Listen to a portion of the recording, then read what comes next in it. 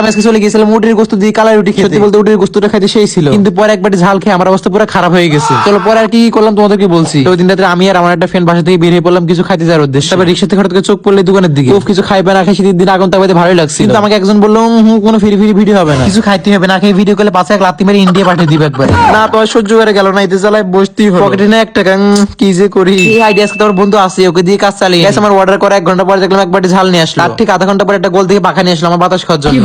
দেন তারপরে কিছুক্ষণ বাতাস খাওয়ার পর ভাবলাম না দেখি এটা খাওয়া যায় কিনা। ভালোই তো লাগছে, জীবনে প্রথমবার খাচ্ছি গেছে উঠের চামড়া। এখন শুনলাম শুধু এখানে উঠে চামড়া আছে, এটা না একবার উঠে মাথা থেকে নিচেরটা পর্যন্ত আছে। তো আমি বললাম নিচেরটা লাগবে না, মাথারটা হলেই হবে। সবসময় বেশি নিচে যায় ঠিক না। হাতে নিয়ে দেখলাম এটা কি হতে পারে, বললাম না থাক খাবো না, কি না কি হবে। সামনে হাঁসের গোস্ত রেখে বেগুন দিয়ে খেতে ভালো লাগে, ওখান থেকে একবার ভরপুর খেয়ে আর যাই চলে আসলাম চা খাই। এরকম জায়গায় একা একা বসে খাবো কেন জানি আফসোস হচ্ছে। আগে জানলে আমার সাথে কিনে আসতাম, তাহলে এখন আর আফসোস করতে হতো না। প্রথমে অনেক পাট শার্ট নিয়ে করে বসলাম, কিন্তু কাজ হলো না। বন্ধু 17 আছে, যদি আমার সামনে না রেখে বসি তাহলে কি হয়? না চেয়ারটা একটু আগাইনি, তাহলে ভালো মতো দেখা যাবে। না তাও তো ভালো মতো দেখা যাচ্ছে না। এবার একটু ভিডিও করে অ্যাক্টিং করি।